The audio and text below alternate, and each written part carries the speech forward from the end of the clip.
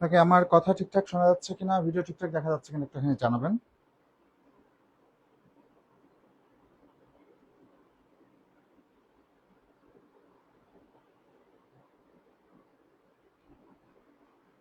আপনাকে আমার কথা ঠিকঠাক শোনা যাচ্ছে কিনা, ভিডিও ঠিকঠাক দেখা যাচ্ছে কিনা।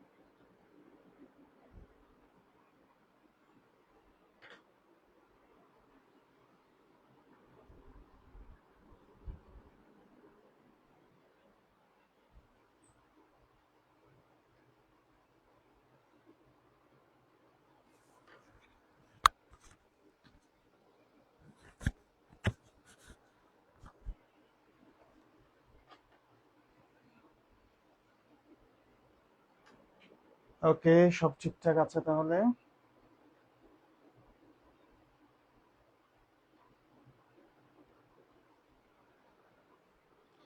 ওকে, তাহলে আমরা ক্লাসে চলে যাই।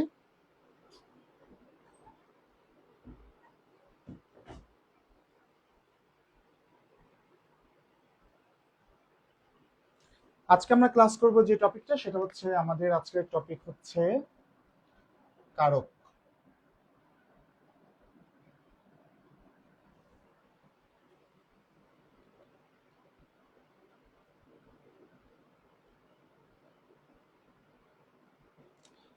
ওকে, আসেন ক্লাস শুরু করা যাক। আচ্ছা, কারক শব্দটাকে ভাঙলে কি হয়? কারক শব্দটাকে ভাঙলে হয় ক্রিযুক্ত অক বা নক। কারক শব্দকে ভাঙলে হয় ক্রিযুক্ত অক বা নক। কারক শব্দকে ভাঙলে হয় ক্রিযুক্ত অক বা নক।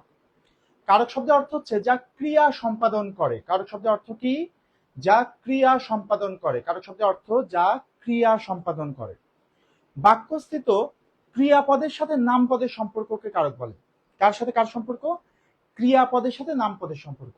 কার সাথে কার সম্পর্ক? ক্রিয়াপদের সাথে নামপদের সম্পর্ককে কারক বলে। এখন কথা হচ্ছে ক্রিয়াপদের সাথে নামপদের সম্পর্ককে কারক বলে। ওকে, এখন কথা হচ্ছে ক্রিয়াপদ কি আর নামপদ কি। খেয়াল করে দেখেন, ক্রিয়াপদ কি জিনিস আমরা সবাই জানি। ক্রিয়াপদ হচ্ছে কাজ করা বোঝালে সেটা হচ্ছে ক্রিয়াপদ, আর নামপদ হচ্ছে ক্রিয়া বাদে বাকি সব পদ হচ্ছে নামপদ। তাহলে কাজ করা বোঝালে ক্রিয়াপদ, আর ক্রিয়া বাদে বাকি সবই হচ্ছে নামপদ। এখন খেয়াল করে দেখেন, আমরা যদি বলি আমি বই পড়ি, এই বাক্যে আমি বই পড়ি, এই বাক্যে ক্রিয়া কোনটা? কোন পদ দ্বারা কাজ করা বোঝাচ্ছে? আমি বই পড়ি, এখানে ক্রিয়া কোনটা? আমরা সবাই জানি এখানে ক্রিয়া হচ্ছে পড়ি, তাই না? পড়ি হচ্ছে ক্রিয়া। দেখেন, আমিও কোনো কাজ করা বোঝাচ্ছে না, বই দ্বারাও কোনো কাজ করা বোঝাচ্ছে না। তার মানে এই বাক্যে ক্রিয়া হচ্ছে একটা। এখন খেয়াল করে দেখেন, আমরা বলছি ক্রিয়া বাদে বাকি সব পদে হচ্ছে নামপদ। তার মানে এই ক্রিয়া বাদে বাকি যে পদগুলো আছে সেগুলো সবই কি পদ? নামপদ। তার মানে আমি একটা নামপদ, বই একটা নামপদ।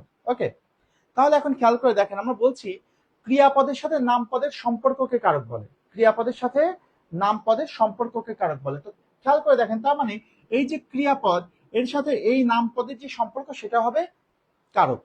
কিরকম সম্পর্ক দেখেন, আমির সাথে পড়ার কি সম্পর্ক? কে পড়ে? আমি পড়ি। বইয়ের সাথে কি সম্পর্ক? কি পড়ি? বই পড়ি। এই যে সম্পর্ক কে এবং কি, এই সম্পর্কটাই হচ্ছে কারক। কথা কি বোঝা গেল? এভাবে মনে রাখতে হবে, বাক্যস্থিত ক্রিয়াপদের সাথে নামপদের সম্পর্ককে কারক বলা হয়। এখন খেয়াল করে দেখেন, কারক হচ্ছে আমাদের 6 প্রকার, তাই তো? কর্তৃকারক, কর্মকারক, করণকারক, সম্পাদন, অপদান, অধিকরণকারক। এখন কারক শেখার আগে দুইটা জিনিস ভালো করে মনে রাখতে হবে। যেহেতু ক্রিয়াপদের সাথে নামপদের সম্পর্ককে কারক বলে, তার মানে মনে রাখবেন ক্রিয়ার সাথে যার সম্পর্ক নাই সে কখনো কারক হবে না। ক্রিয়ার সাথে যার সম্পর্ক নাই সে কখনো কারক হবে না। ক্রিয়ার সাথে যার সম্পর্ক নাই সে কখনো কারক হবে না।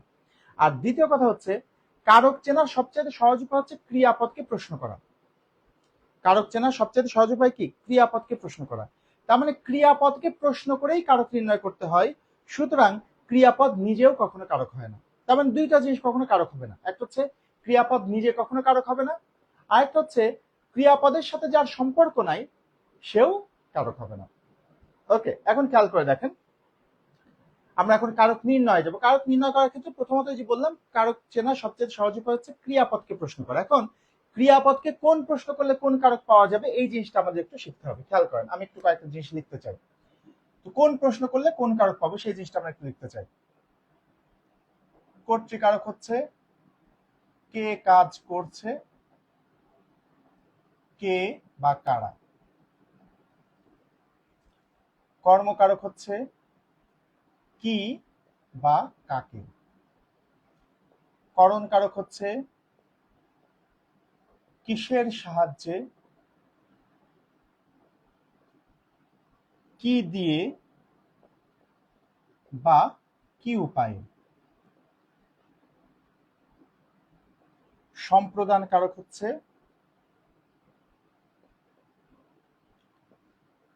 কাকে সত্যত্যাগ। আরেকটা জিনিস হয় সেটা হচ্ছে জন্য বা নিমিত্ত। আমরা এই চারটা আগে শিখি, তারপরে আমরা অন্যগুলোতে যাবো। আমাদের অপাদান আর অধিকরণ আমরা একটু পরে আসবো। আমরা এই চারটা আগে শিখে নিই, খেয়াল করেন। তাহলে কোন কোন প্রশ্ন করলে কোন কারক পাওয়া যাবে সেটা আমরা অলরেডি লিখে নিয়েছি। এই জিনিসটা আমাদের মুখস্থ থাকতে হবে যে কোন প্রশ্ন করলে কোন কারক পাবো। তো কারক নির্ণয়ের ক্ষেত্রে দেখেন সবচেয়ে গুরুত্বপূর্ণ বিষয় হচ্ছে আগেই প্রশ্ন করব না, আগে দেখতে হবে যেই পদটার কারক নির্ণয় করতে বলা হচ্ছে ওই পদটা নিজে কাজ করছে কিনা। আগে কি দেখতে হবে, যেই পদটার কারক নির্ণয় করতে বলা হচ্ছে সেই পদটা নিজে কাজ করছে কিনা। যদি ও নিজে কাজ করে তাহলে সরাসরি কর্তৃকারক, আর কোনো প্রশ্ন করারই দরকার নাই। আর যদি দেখেন ওই পদটা নিজে কাজ করছে না, তখন আমরা প্রশ্ন করে দেখবো সেটা কোন কারক হয়। ক্লিয়ার? ভালো করে খেয়াল করে দেখেন। তো কারক নির্ণয়ের ক্ষেত্রে আমরা জানি যে আমাদের একটা বাক্যের একটা শব্দের নিচে দাগ দিয়ে বলা হয় এই শব্দটি কোন কারক। তাহলে আমাদের প্রথম দেখতে হবে কি ওই শব্দটা নিজে কাজ করছে কিনা। ক্লিয়ার? এখন খেয়াল করে দেখেন, আমরা আগে এটা একটু দেখি। আমি বই পড়ি, মনে করেন বলা হলো এই বাক্যে বই কোন কারক, বলা হলো এই বাক্যে বই কোন কারক। আচ্ছা একটা জিনিস খেয়াল করে দেখেন, আমাদের তাহলে প্রথম কি দেখতে হবে ওই পদটা নিজে কাজ করছে কিনা। আমি বই পড়ি, এখানে বই কি নিজে কাজ করছে? বই কি কোনো কাজ করছে? বই কোনো কাজ করছে না।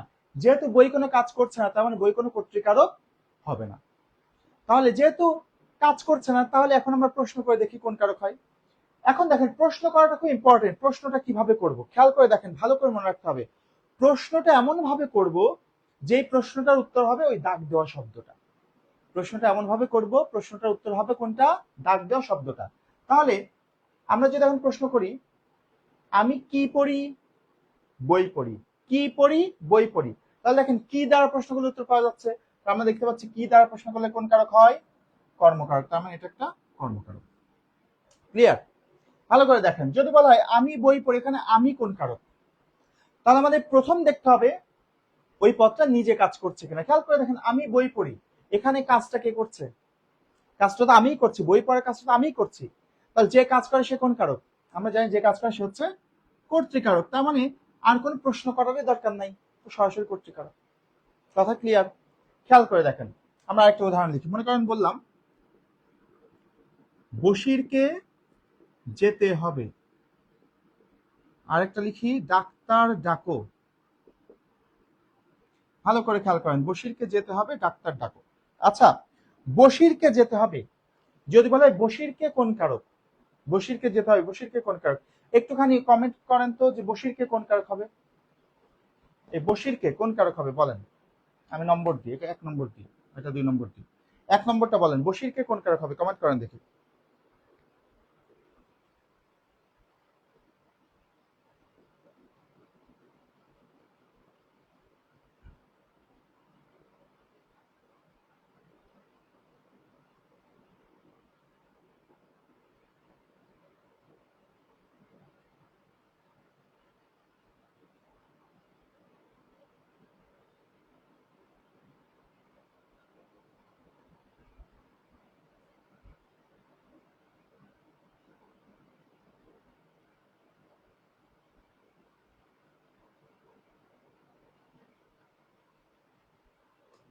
এক নম্বরটার উত্তর কি হবে, বশিরকে কোন কারক হবে বলেন।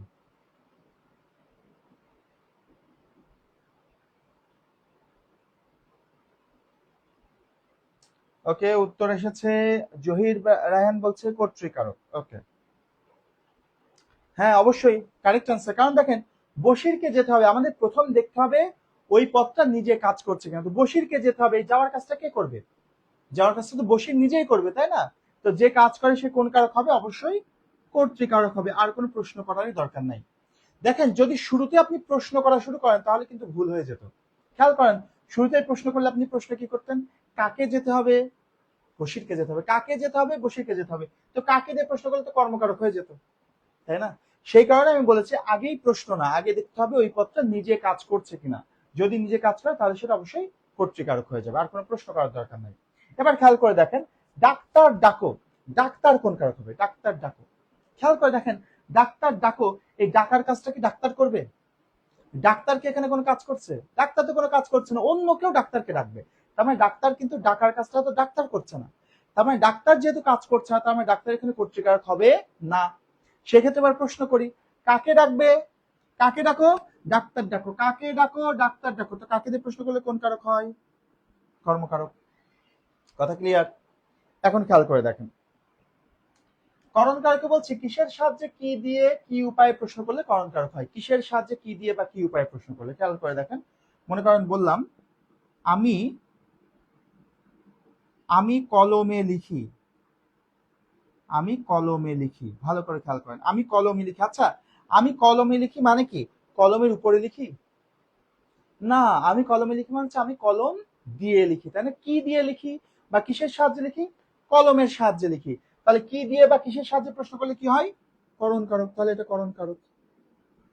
কথা বোঝা গেল? খেয়াল করেন, মনে করেন ধরেন লিখলাম ছেলেরা ফুটবল খেলে। আরেকটা লিখি ছেলেরা ক্রিকেট খেলে। ছেলেরা ফুটবল খেলে, ছেলেরা ক্রিকেট খেলে। আচ্ছা, একটু কমেন্ট করেন তো ফুটবল কোন কারক হবে এবং ক্রিকেট কোন কারক হবে? কমেন্ট করে জানান ফুটবল কোন কারক হবে আর ক্রিকেট কোন কারক হবে।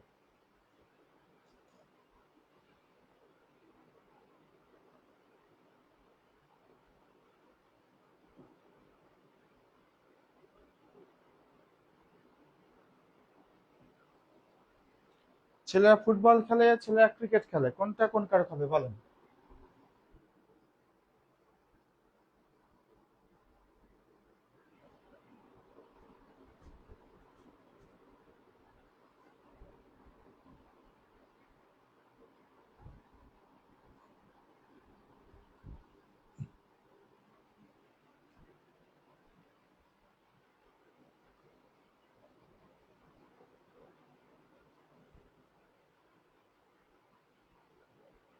সুন্দর করে খেয়াল করেন, ছেলেরা ফুটবল খেলে। দেখেন, ছেলেরা ফুটবল খেলে, ছেলেরা ক্রিকেট খেলে। আচ্ছা, জহির উত্তর করেছে 4 নম্বরটা হচ্ছে করণ কারক।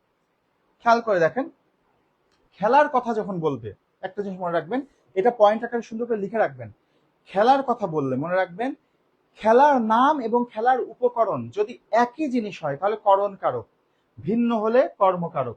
হ্যাঁ, জহির সঠিক উত্তর দিয়েছেন, থ্যাংক ইউ।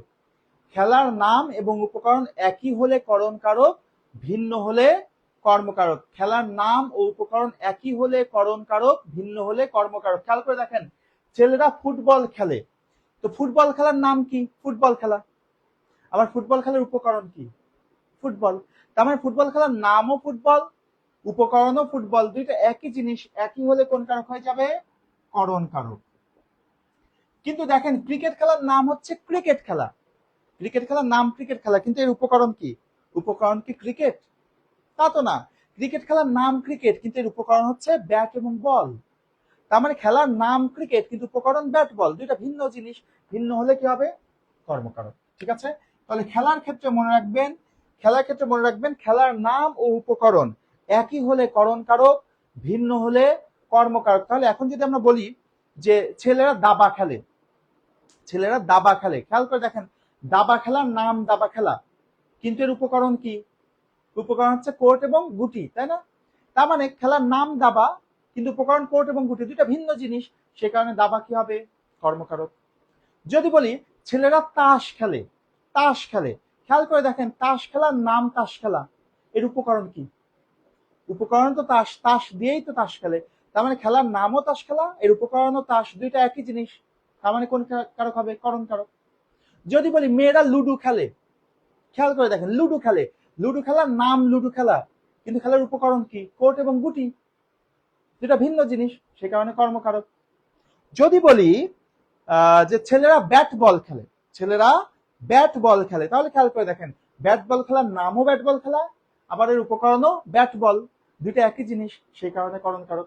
এরকম মনে রাখবেন, খেলার নাম এবং উপকরণ যদি একই হয় তাহলে করণকারক, আর ভিন্ন হলে কর্মকারক।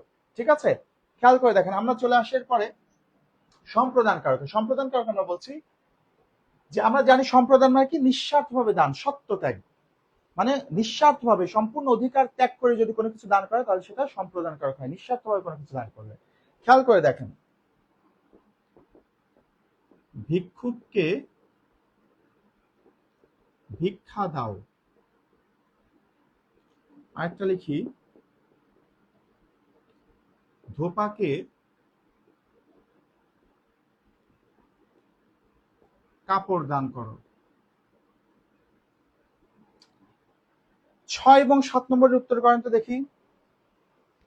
6 এবং 7 উত্তর করেন। ভিক্ষুককে ভিক্ষা দাও, ধোপাকে কাপড় দান করো, এই দুইটার যে দাগ দেওয়া আছে যে পদটা, সেই পদটা কোন কারক হবে? উত্তর করেন, সুন্দর করে উত্তর করেন।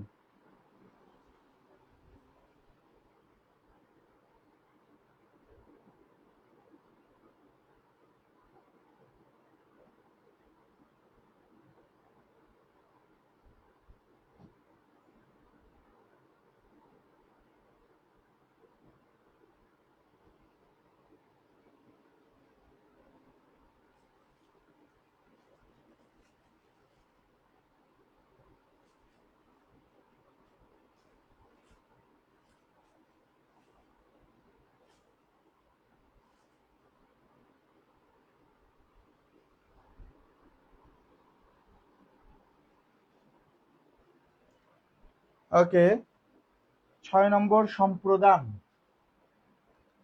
আচ্ছা, এখন খেয়াল করে দেখেন একটা জিনিস বলি, এখানে খুব ইম্পর্টেন্ট দুটা জিনিস আছে, খেয়াল করেন।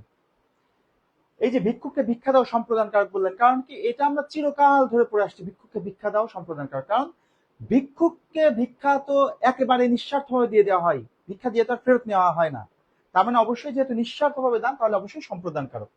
খেয়াল করে দেখেন একটা জিনিস, যেহেতু এখানে ভিক্ষুককে ভিক্ষা নিঃস্বার্থভাবে দেওয়া হচ্ছে, সেই কারণে অবশ্যই এটা এখানে একটা সম্প্রদান কারক আছে, কোনো সন্দেহ নেই, এখানে একটা সম্প্রদান কারক আছে। কিন্তু কথা হচ্ছে, ভিক্ষুককে ভিক্ষা দিলে ওখানকার সবগুলো পদই কি সম্প্রদান কারক? তা কিন্তু না। একটা জিনিস মনে রাখেন, দেখেন যদি আমরা প্রশ্ন করি ভিক্ষুককে ভিক্ষা দাও, ভিক্ষুককে কি দাও? ভিক্ষুককে কি দাও? ভিক্ষা দাও। কি দাও? ভিক্ষা দাও। দেখেন কি দ্বারা প্রশ্নগুলোর উত্তর পাওয়া যাচ্ছে, তার মানে এটা কর্মকারক। হ্যাঁ, এখানে সম্প্রদান কারক আছে, কিন্তু সম্প্রদান কারক কোনটা? এই যে ভিক্ষুককে হচ্ছে সম্প্রদান কারক। দেখেন আমরা সম্প্রদান কারককে কি বলছি? সত্য ত্যাগ হবে, কিন্তু প্রশ্নটা করতে হবে কি দিয়ে? কাকে দিয়ে? তো কাকে ভিক্ষা দাও? ভিক্ষুককে। কাকে দিয়ে প্রশ্ন করলে কোন কারক হবে? সম্প্রদান কারক। কথা ক্লিয়ার? ব্যাপারটা বুঝলেন কিনা বলেন?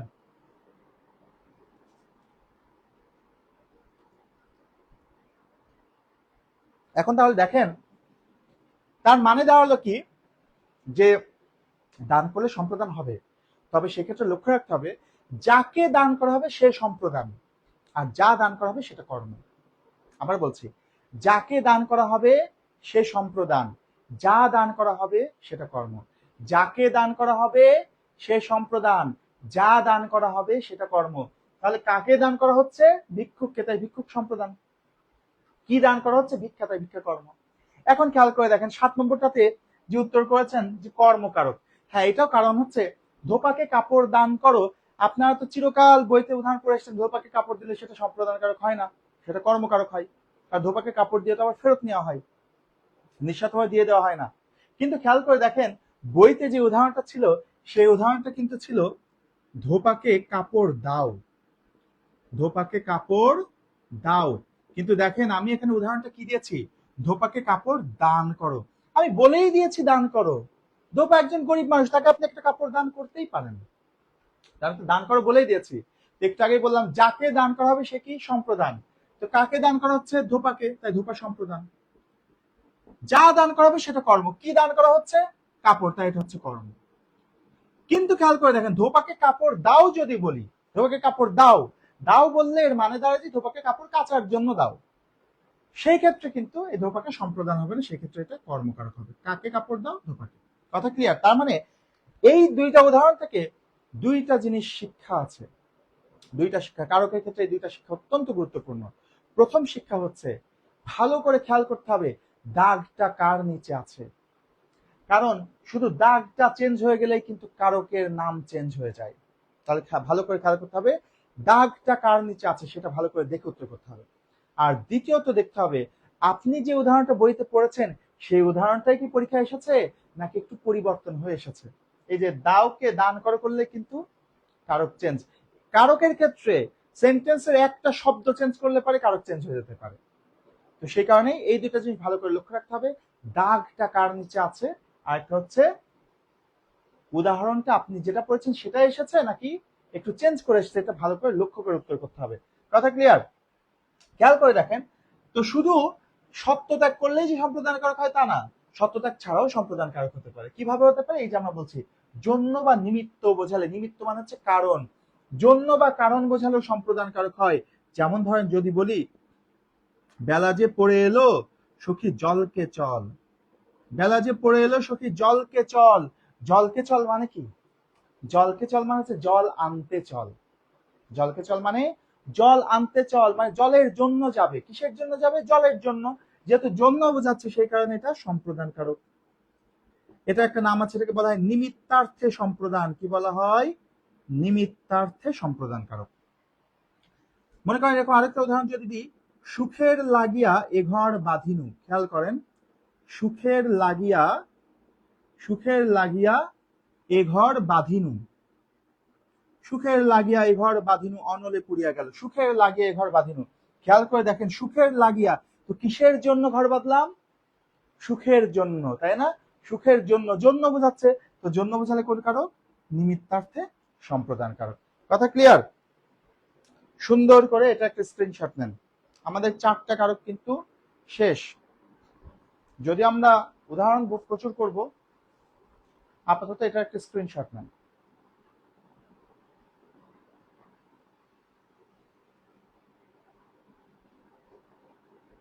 ওকে, এখন দেখেন আমরা এবার চলে আসতে চাই অপাদান কারক আর অধিকরণ কারকে। আমি একটু মুছে দিতে চাই এগুলা।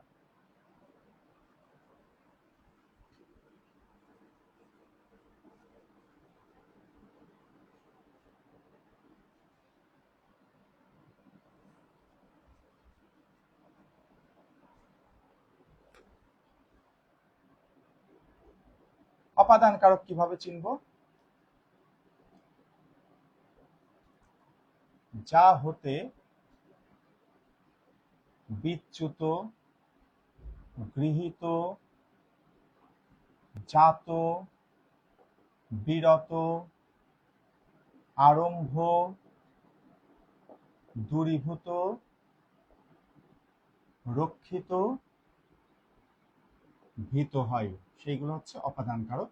সহজ কথায় উৎস বোঝাবে, উৎস বোঝায়।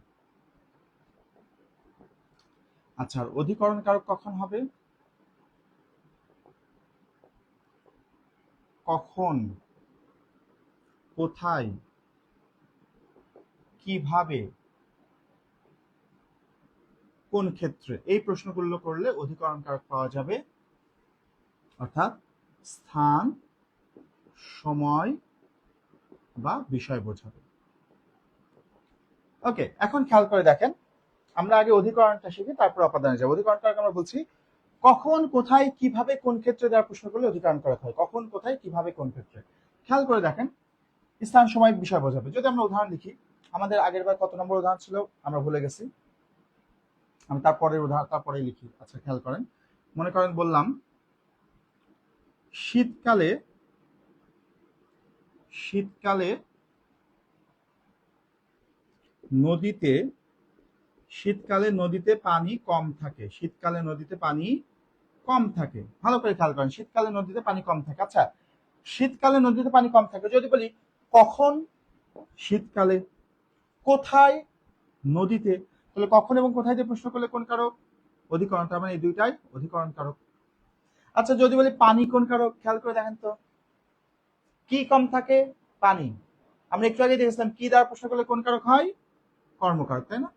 আচ্ছা, ধরেন বলা হলো সে ব্যাকরণে ভালো। সে ব্যাকরণে ভালো, তার মানে সে কোন ক্ষেত্রে ভালো? ব্যাকরণে। কোন ক্ষেত্রে? ব্যাকরণ। এই যে ব্যাকরণ একটা বিষয়, বিষয় বোঝালে অধিকরণ কারক। মনে করেন বলা হলো সূর্যোদয়ে অন্ধকার দূর হয়। সূর্যোদয়ে অন্ধকার দূর হয়। খেয়াল করে দেখেন, সূর্যোদয় অন্ধকার দূর হয়, তাহলে কিভাবে অন্ধকার দূর হয়? কিভাবে অন্ধকার দূর হয়? সূর্যোদয়ে। তাহলে কিভাবে দ্বারা প্রশ্ন করলে কোন কারক হবে? অধিকরণ কারক। ঠিক আছে, এরকম ভাবে কখন, কোথায়, কিভাবে, কোন ক্ষেত্রে দ্বারা প্রশ্ন করলে কোন কারক হবে? অধিকরণ কারক। সুন্দর করে একটু বলেন তো, এটা বুঝেছেন কিনা? যদি আমাদের এখন শেখা বাকি আছে, আগে এটুকু একটু স্ক্রিনশট নেন, এটুকু একটা স্ক্রিনশট নেন। আচ্ছা আচ্ছা থাক, স্ক্রিনশট থাক, একটু পরেই নেন, আমরা একটু আগে আরেকটু শিখি। খেয়াল করে দেখেন, তাহলে এইভাবে কখন, কোথায়, কিভাবে, কোন ক্ষেত্রে দ্বারা প্রশ্ন করলে অধিকরণ কারক হয়। এখন খেয়াল করে দেখেন অপাদান কারকে যাব। আচ্ছা, অপাদান কারকের ক্ষেত্রে আমরা বলছি, আমি ভুল করে না থাকলে এটা 12 নম্বর উদাহরণ হবে, আমি লিখি 12, 13, 14। আচ্ছা, অপাদান কারকের ক্ষেত্রে আমরা কি দেখছি দেখেন, অপাদান কারকে বলা হচ্ছে যা হতে বিচ্যুত, গৃহীত, জাত, বিরত, আরম্ভ, দূরীভূত, রক্ষিত, ভীত হয় সেগুলো অপাদান কারক। তার মানে 8টা শর্ত আছে এখানে, 8টা শর্তে যে কোনো একটা শর্ত পূরণ হলে অপাদান কারক হতে পারবে। কি কি শর্ত বলেছি? বিচ্যুত। বিচ্যুত মানে কি? বিচ্যুত মানে কি? পড়ে যাওয়া, সরে যাওয়া বা লোপ পাওয়া। বিচ্যুত মানে পড়ে যাওয়া, সরে যাওয়া বা লোপ পাওয়া। গৃহীত মানে গ্রহণ করা, একটা জিনিস থেকে আরেকটা জিনিস গ্রহণ করা। যেমন ধরেন এই কলমের মধ্যে থেকে, কলমটা খুললে এর মধ্যে থেকে আমরা কি পাবো? কালি পাবো। এরকম একটা জিনিসের মধ্যে থেকে আরেকটা জিনিস পাওয়া গেলে সেটাকে বলে গৃহীত হওয়া। জাত মানে হচ্ছে উৎপন্ন হওয়া, যেমন জমিতে ফসল উৎপন্ন হয়। বিরত মানে থেমে যাওয়া। আরম্ভ মানে শুরু হওয়া। দূরীভূত মানে দূর করা। রক্ষিত মানে রক্ষা করা। ভীত মানে ভয় করা। এই 8টা শর্তে যে কোনো একটা শর্ত পূরণ হলে অপাদান কারক হবে। এখন খেয়াল করে দেখেন, আমি যদি একটা উদাহরণ লিখি, শীতকালে শীতকালে পাতা ঝরে। ভালো করে খেয়াল করেন, শীতকালে পাতা ঝরে। আচ্ছা, এই জায়গাটায় পাতা কোন কারক? শীতকালে পাতা ঝরে, প্রশ্ন করি আমরা, শীতকালে পাতা ঝরে, শীতকালে কি ঝরে? পাতা ঝরে। তো কি দ্বারা প্রশ্ন করলে কোন কারক হয়? আমরা ইতিমধ্যে দেখেছি কি দ্বারা প্রশ্ন করলে কোন কারক হয়? কর্মকারক। তাহলে পাতা অবশ্যই একটা কর্মকারক। আচ্ছা, তাহলে শীতকালে কোন কারক? কখন পাতা ঝরে? শীতকালে। কখন? শীতকালে। দেখেন কখন দিয়ে প্রশ্ন করলে কোন কারক হয়? অধিকরণ কারক। তাহলে খেয়াল করে দেখেন, এখানে কিন্তু কোনো অপাদান কারক নাই। যদিও দেখেন অপাদান কারক একটা শর্ত কিন্তু পূরণ হয়েছে।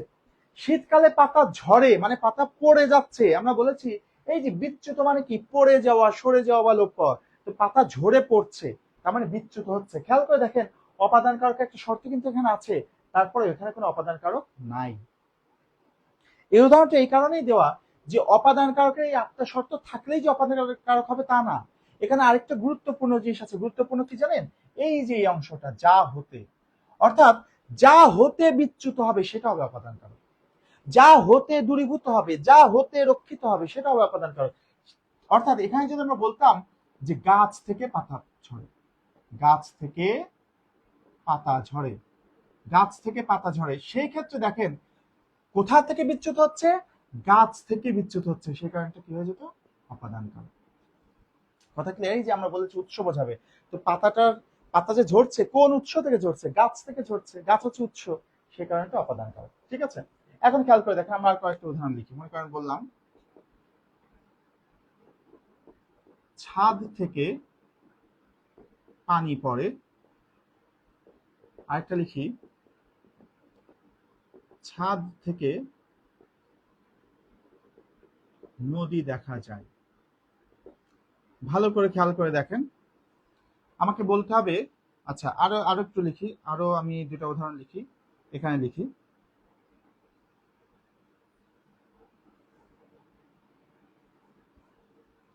19 নম্বর লিখব, তিলে তৈল হয়। আর 20 নম্বরে লিখব তিলে তৈল আছে।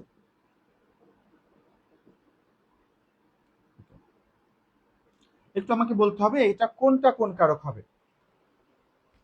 ভালো করে দেখেন, আমি একটু ব্যাখ্যা করে দিচ্ছি, ভালো করে দেখেন। ছাদ থেকে পানি পড়ে, ছাদ থেকে নদী দেখা যায়। খেয়াল করে দেখেন তো, ছাদ থেকে পানি পড়ে। আচ্ছা, তার মানে কি? ছাদ থেকে পানি পড়ে মানে হচ্ছে ছাদ থেকে পানিটা বিচ্যুত হচ্ছে না, পানি পড়ছে মানে বিচ্যুত হচ্ছে। তো যা হতে বিচ্যুত হয়, কোথা থেকে বিচ্যুত হচ্ছে? ছাদ থেকে। ছাদ থেকে বিচ্যুত হচ্ছে, যা হতে বিচ্যুত হয় সেটা কোন কারক? অপাদান কারক। এবার খেয়াল করে দেখেন, ছাদ থেকে নদী দেখা যায়। আচ্ছা, ছাদ থেকে নদী দেখা যায় মানে ছাদ থেকে কি পড়তে পড়তে পড়তে পড়তে নদী দেখি? তা তো না। ছাদ থেকে নদী দেখা যায় মানে হচ্ছে ছাদ একটা স্থান যেখানে দাঁড়ালে নদীটা দেখা যায়, তার মানে যে স্থান বোঝাচ্ছে। স্থান বোঝালে কোন কারক হয়? অধিকরণ কারক। এই ক্ষেত্রে একটা অতি গুরুত্বপূর্ণ কথা মনে রাখবেন যে স্থান মানেই অপাদান বা অধিকরণ। আবার বলছি, ভালো করে মাথায় রাখেন, স্থান মানেই অপাদান বা অধিকরণ। স্থান মানেই অপাদান বা অধিকরণ। সেক্ষেত্রে স্থানে অবস্থান করলে অধিকরণ, স্থান থেকে সরে গেলে অপাদান।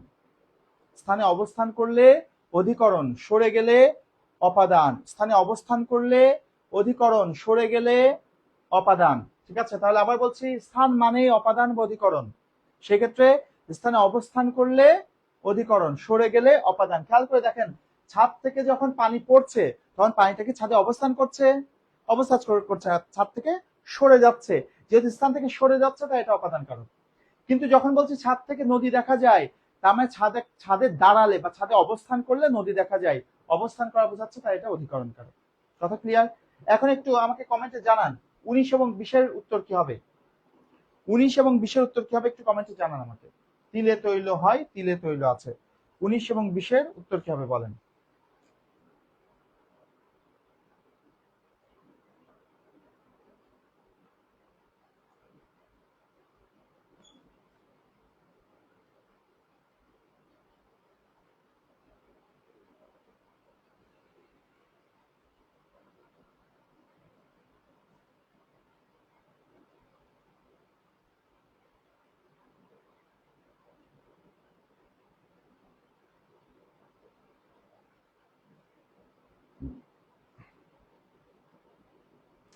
কমেন্ট করে জানান 19 এবং 20 উত্তর কি হবে? তিলে তৈল হয়, তিলে তৈল আছে। আচ্ছা, জয়ের বলছি 19 নম্বর অপাদান,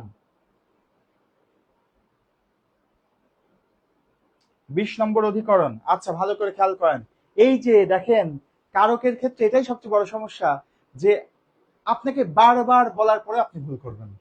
ভালো করে খেয়াল করে দেখেন, তিলে তৈল হয়, ভালো করে দেখেন, তিলে তৈল হয়, আমাদের দাগটা কিসের নিচে?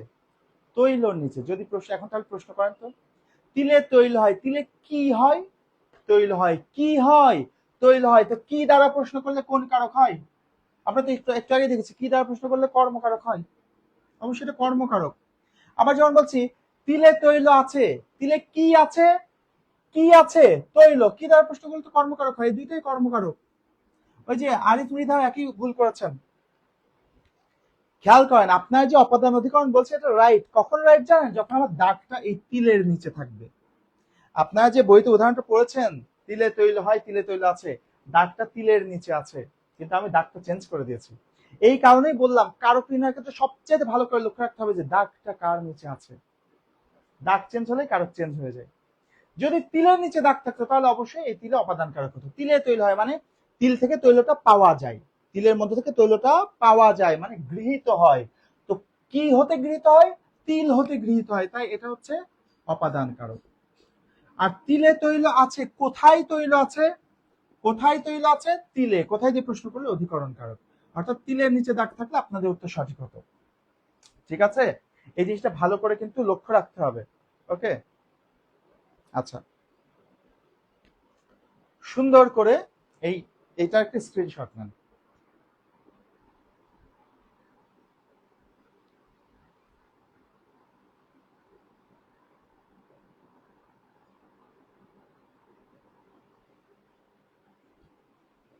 তো এই ছিল আমাদের 6টা কারকের বেসিক। আমরা কিন্তু এখন শেষ করিনি, আমাদের এখনো উদাহরণ, প্রচুর উদাহরণ করতে হবে। আগামী দিনে আমরা উদাহরণ প্র্যাকটিস করব। এখন আপনি আগে আপনারা আগে বলেন, এই বেসিক জিনিসটা বুঝতে পারলেন কিনা একটুখানি কমেন্ট করে জানান। এই জিনিসটুকু বুঝতে পারছেন কিনা একটু কমেন্ট করে জানান আমাকে।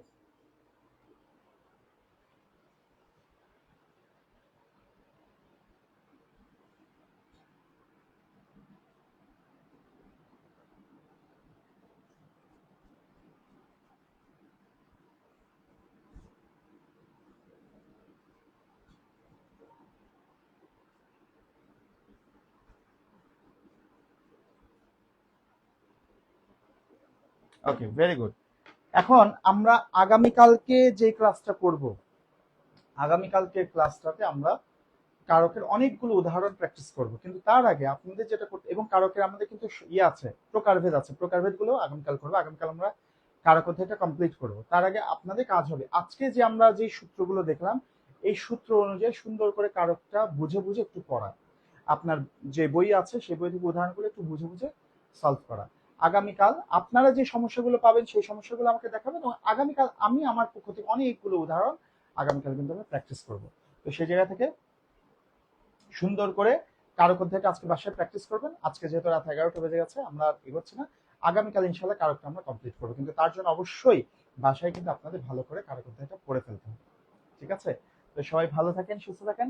আজকে ক্লাস এ পর্যন্ত। আগামীকাল ইনশাল্লাহ আমাদের ক্লাসটা 8টায় অথবা 10টায়, এই দুইটা টাইমের যে কোনো একটা টাইমে হবে। ঠিক আছে? সবাই ভালো থাকেন। আল্লাহ হাফিজ।